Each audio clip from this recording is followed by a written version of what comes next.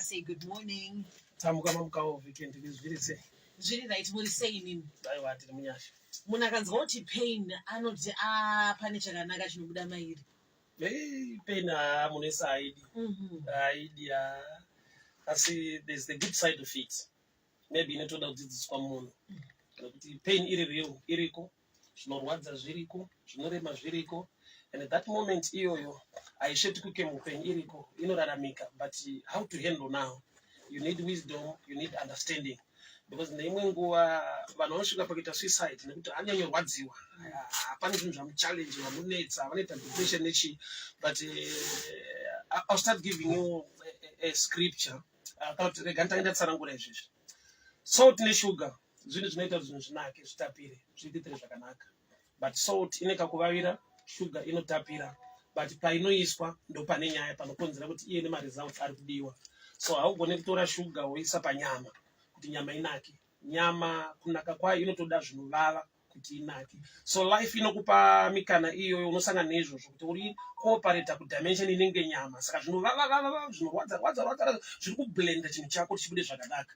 Saka haugone kunzvenga woti aiwa moment yaite toda zvinongotapira zvine sugar. Besides life iwayo ariko tikatarisa Judges 11 kune mukomana ainzi Jephthah akaberekwa, he became a leader kwaIsrael, but kutanga kwake angari son of a harlot, mwana wechifeve. Zvinhu zvaasingagone kuchinja kuti akaberekwa naamai chifeve. Iye haasi chifeve, just a victim, akaberekwa naamai chifeve. Saka society yakamulebhura vanhu vakamutuka, vemufamily vakamuvenga, baba wake angu anibarika. So aitonzi uri mwana wechifeve, baba no mwana wechifeve, baba. So nyaya yekuti in control. Right, is not in control. So pain inogona kuya mudimension yekuti chinhu icho hauna zvaunochiita. Uchatopinda nemazviri, uchararama nemazviri. So Jephthah akararama semwana wechifeve, but haana kuva chifeve iye pachake, and akava munhu akava successful in life. Kuna kuti akagona kuendla nyaya iyoyo. Akanzwisisa kuti handisiri ni chifeve, amai vangu ndo vakazviita, but zvifeve vanhu ende vanotoberekawo vana. So there are times ekuti baba wako imbavha, but mbavha munhu anotobereka futi mwana. So haugone kuzvichinja. So there are times ekuti unenge wakunzwa kuti ndo disadvantage iyo ndavaberekwa nevanhu vakarongeka vakanaka nekudini. Hatitangire paplatform yakafanana, hatibve kwamwe takauya tiri kusaidhi renyama tinongoda south kuti zviite. Vamwe vakauya kusaidhi rechingwa netii vanongoda zvine sugar kuti zviite. So life inodaro kuti kune machallenges ari beyond your control. Hauna zvaungazviite, ndo zvazviri, ndo zviripo. Saka iwe wodi. That's why we love people kuti vatsvake Mwari, vanamati, vatsvake the mind of God. Nokuti Mwari unyanzvi hwake uri pakushanda nema-disadvantages. Uri pakushanda nevanhu vanonzi hapana zvinobuda, hapana zvinoita, side rara hazviite, ari mumarwadzo, ari mupain iyoyo hakuna kwaanoenda. Pain ukaitarisa Genesis 3:15. Bible rinoti Mwari vachipronounce punishment kumukadzi. Vanoti iwo, I will increase pain in childbearing, which means izvire kuti I will increase, znoreva kuti ndichawedzera. Zvoreva kuti pain was already designed by God. It was already there. Before the fall of man, munhu asati atadzira Mwari, there was a system yakaitwa naMwari ine pain. Saka pari kunzi pauchabereka ndichawedzera marwadzo. Zvorati kune marwadzo atoli designed by God for a reason and for a purpose. So before you increase the pain, patogara paine pain yacho. Yes. So pain yacho iri designed by God. It's not of the devil. Noti pamwe pazhinji vanhu vanokujaja kuti pain hainayo, marwadzo hainayo, zvaakusangana nazvo, mweya wetsvina ari kurwiswa. But there are times ekuti pane kapain kanodiwa kuti ugone kuflowa mune zvimwe zvinhu zviri designed for your life. So muchaona kuti munhu akadzingirirwa nembwa ane speed yaanoita, but tikachinja tinomudzingirira tikaisa shumba. Anodevelopa a mindset kuti even kune jiro anongochero ndangosvika kuseri haazivi ndondosvika sei, but pane zvinokupusha kuti uriche maximum nedzimwe ability dzakasiwa naMwari mauri. So pain is one of the things, one of the tools inoshandiswa. Even the birth of Jesus, Mary akatoita pregnancy yaJesu ari kuGalilee. Pregnancy yakatoprofitwa kunzi achaberekera kuBethlehem, but nekuda kwekuti angari comfortable in that place, kusvika mumwe mambo anonzi Augustus akaisa edhikiri kuti munhu wese ngaabve pano aende kumusha kwake, toda kuita census. So vakafamba naJoseph akaenda kuBethlehem. Haana kuenda by choice, pressure, akapushwa kureva kuti anga asingade kuenda iko, but kwakaendeswa nepressure was the destination ine chekuita nechaakatakura. So kune imwe pain yekuti ikatongoshayikwa chete mwe munhu ave successful.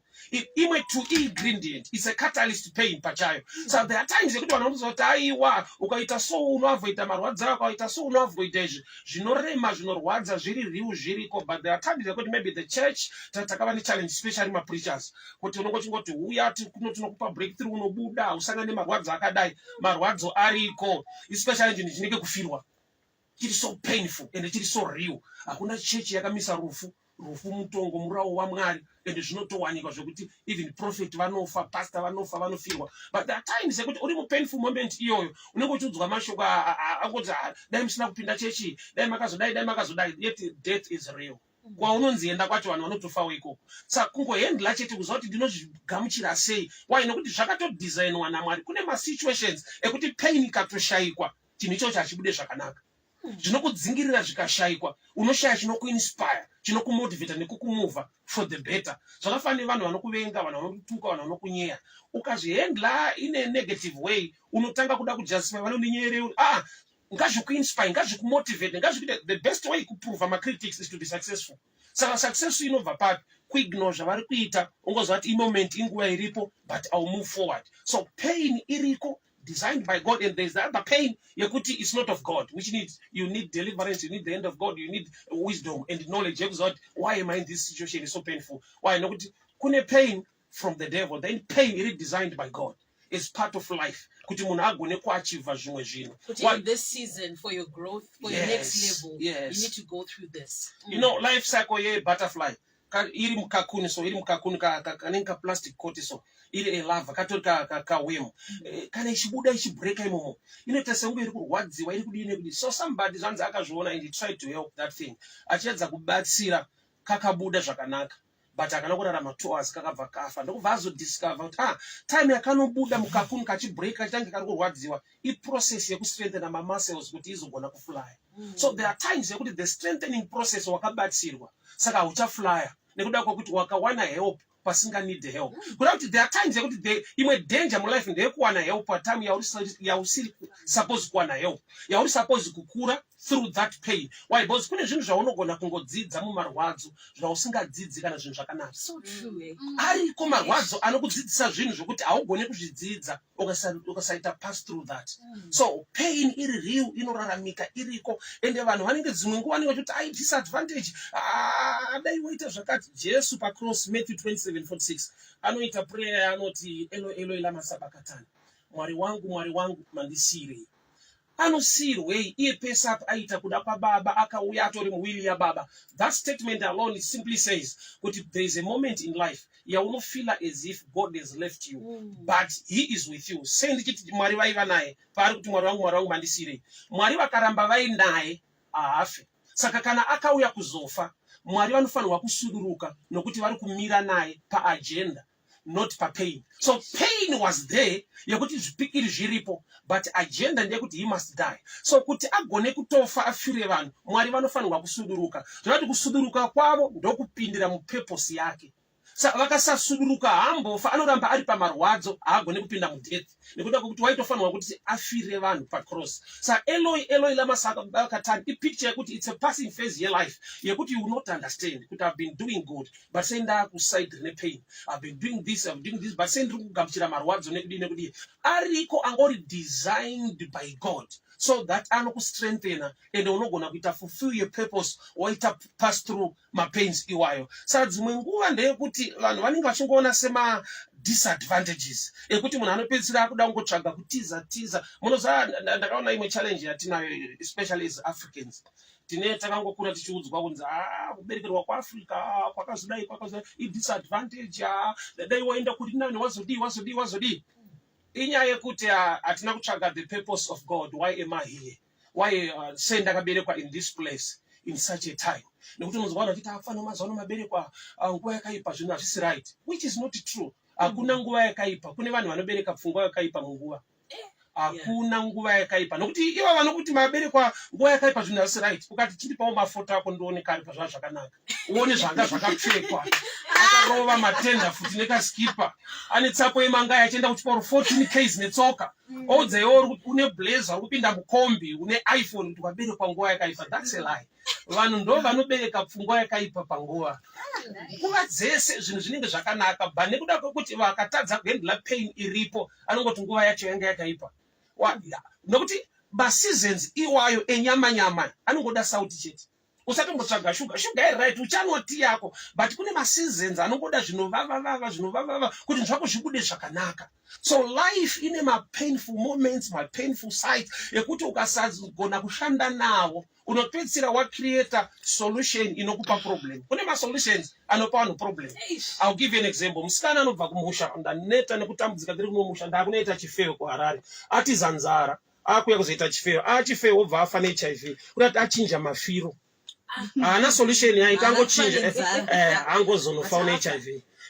Pakuedza kukunza solution achitiza mune zvaari zvaanofanira kunyatso understand, anopinda mune rimwe dambudziko. Nekuda kwekuti munhu ari kuramba kuita pass through that moment yepain. Nekuti unenge pamoment yako yepain vamwe vanenge vachinakirwa, ndo danger yazviri manje. Kuti pamoment yekurwadziwa kwako vamwe vanenge vachinakidzwa chitiro zvakanaka. So sometimes ukapinda mucomparison nokuti haiwa reganisania handikarambe ndiri mupainful moment yakadai, rega ndingoitawo izvi, rega ndingoita izvi ndinakidzwa zvokuita vamwe. But ivo vari kunakidzwa today vane katime kavo kepain kavakasangana nako. So ndaizviona kukambani kwandaishanda inini. Unoona kuti munhu ari kuworkshop vanoita work hard, vanoshanda nesimba.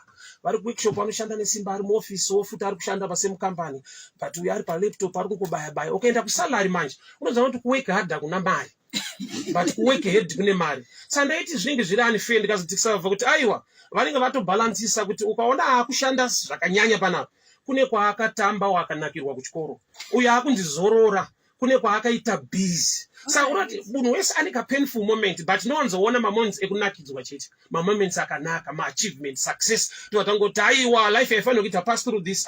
Wese waunoyemura ukanyatsomubvunzisa kune kwakabviwa nako, kune nyaya dziriko dzairwadza but akagona kuita pass through. So there are times yekuti munhu ukasava nechokwadi chekudzidza muupenyu kuti kamoment kepain kari real and kariko, unopedzisira wakungonzvenga paunofanirwa kudzidza nepain yacho, unonzvenga paunofanirwa kuwana gain, nokuti mupain mune gain irimo. Ukaenda kugym ukangosvika wogara ausimbe, but unenge uchienda kugym nokuti uri kuramba pain ndo inodevelopa mamuscles. Vanhu vari kugym vanoenda kunozvirwadzisa kuti vasimbe. So ukatongoda kusimba chibvuma kurwadziwa, ukangoignore kudzitakura simbi dzacho ngosvika wogara ausimbe, but kugym unenge uchiatenda. Saka muchaona kuti tine vanhu vekuti kuchechi anouya, but pane zvinenge zvinonzi ngatiite izvi zvinomubohwa, zvinorwadza. Saka anongopedzera angofanira vanhu vasingaende ikoko nokuti haadi zvinorwadza. Oza kutora nguva yako uchistadha uchiverenga, umwe uchienda kumafaro wachinakirwa uri mwana wechikoro, kunenge kuzviomesera, kuzvikiriitira kamoment kane pain. So kekuti hausombonakidwa ngori kunakidzwa vamwe, but you know kuti uri kuronga ramangwana rako rine chekuita nekuti uzoita zveupenyu zvakanaka. So pain is real, pain is there, but problem yedu ndeyekuti dzimwe nguva tinenge tichingodzwa mashoko nevanhu, so kuti aiwa dai waita saningi, dai wafanana saningi. Zvafanira kuti kuva munhu mutema haisi disadvantage, but takura tine mentality yekuti ndofunga varungu ndo vari right, ndo vari nani, to an extent yekuti munhu unopedzisira wakutochinja skin yake kuti aite semurungu. Iye ari muAfrican anogara kuAfrica kune zuva rinopisa, kuti taamugeneration yekuti vanhu vangatoprefer beauty than health, zvekuti anopedzisira ati sina utano skin wise but achiluka beautiful, hana basa nazvo. Why? Nekuda kwekuti ari kutadza kungogamuchira kuti I'm black and there is a reason and a purpose to be born as a black person. So there are times yekuti generation yedu manje pain akako akadiwe, ende dzimwe nguva takreatawo type dzimwe mari dzinomwa machechi engoti aiwa ukangoya kwedu zvinopera, ukauya kwedu hongu zvinopera, but with the process of time. Bhuku raGenesis, Mwari pavanotanga kubhuku raGenesis kutanga kwaro aritange zvakanaka, iye Mwari akanaka. God is good all the time. But Genesis 1 inotanga ichitotaura kuti nyika yanga yakashata, yanga isina shape, iri void, iri empty, pasina zviripo. Mwari ndokubva vatanga vachikuzivisa kuti handina kutanga nokuti zvakanaka, ndakatanga mukuipa kwazvo kuti ndibuditse kunaka. So there was a moment, there was a time yekuti iwe Mwari pacho vanokupa a picture kuti life ndo zvainogona kunge yakaita, kuti unotangira pana Genesis 1, but there will come a time yekuti pazvinenge zvakutaura kuti nyika nekuzara kwayo ruoko rwaJehovha, silver and gold belongs to me, but apatange pari nyika nekuzara kwayo panotanga nenyika iri empty. It was empty, it was void, it was shapeless, and God began. So nyaya ndeyekuti have a positive mind, even uri kuside rine pain, have a positive mind, even uri kuside rinonzi disadvantage, hauna chaunogona, hauna chaunoita, hauna chaunoziva, vanhu vari kukurwisa, but have a positive mind. Pain iri real, but pain iri designed to sharpen you, pain is designed to kill you. Pain iyoyo iri designed to sharpen you. Inoshandika nayo. Why? God will give you the strength, the ability to pass through. Shokoro kuti pauchapinda nemvura ndinopinda neyo. Paunopinda nemoto ndopinda. Kuti dziriko times dzekuti azvavoidike. Pakati peEgypt ne Canaan pane gwenga. A place iri dry. Yekuti airimike. Zvinhu zvinonetsa munotsangana nenzvimbo inonzi Mara ine mvura inovava. But kuvava ikoko yanga iri advantage, although it was painful. And vanhu vakachema Moses mvura tonwa kupi ona yawati iri panapa inovava. Mwari havana kuti ndakunaisa mvura iri fresh. Kana kupa Moses direction kuti chinja direction kune better river somewhere. Aripo God showed him a stick, a log. Ndokubva atora akakanda mvura ikatapira. Sei Mwari ambotendera vanhu kuti vasvike mvura ichivava. Iyo vane solution yekuti itapire. Kuvava kwayo was a blessing, and I will explain. Iri papi blessing yekuvava kwemvura yepaMara.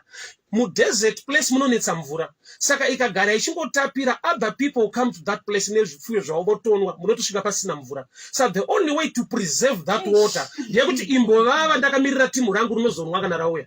So vanhu pavakasvika mvura ichivava, that was number one assurance yekuti Mwari anovada. Why? Because mukasvika isipo isaini yekuti akairegera ichitapira, vamwe vanhu vakasvika vakainwa. So kuvava kwayo kwakaita kuti mamarudzi atapa mvura ipapa siyana nayo haiti.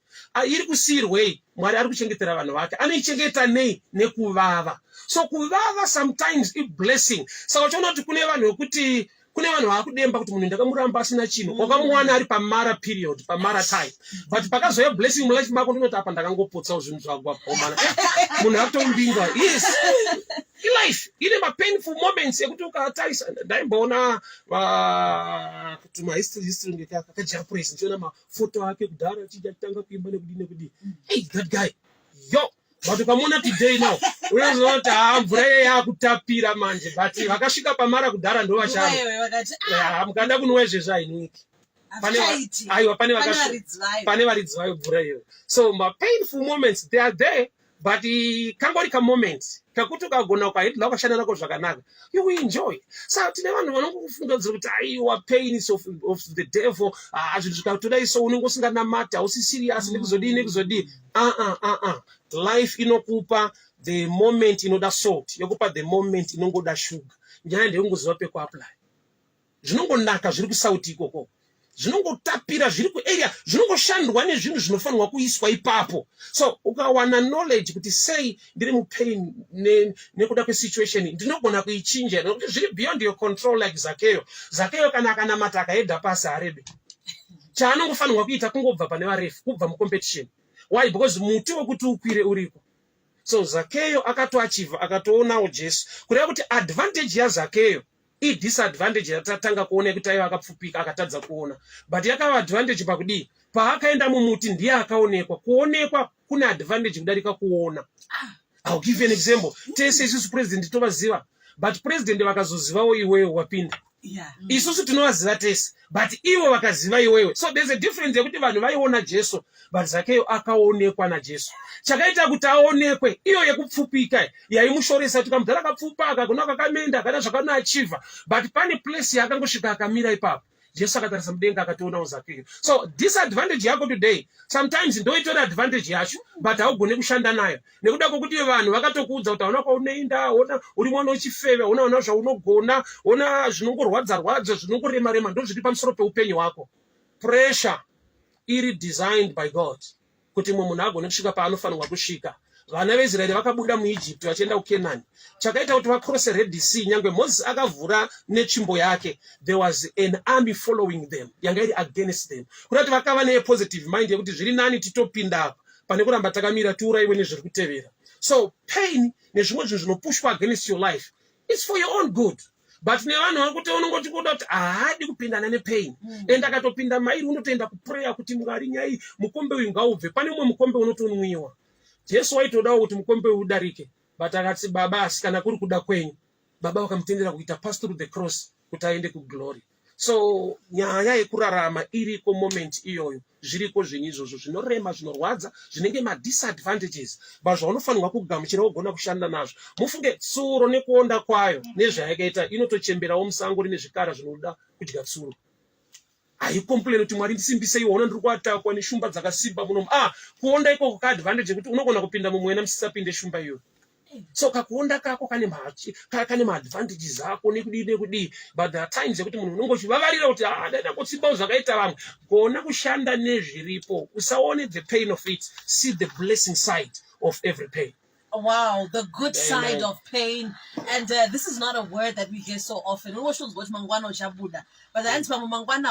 then there is a purpose. There is a good side. Oh, thank you so much, Amen. Evangelist Mparinga.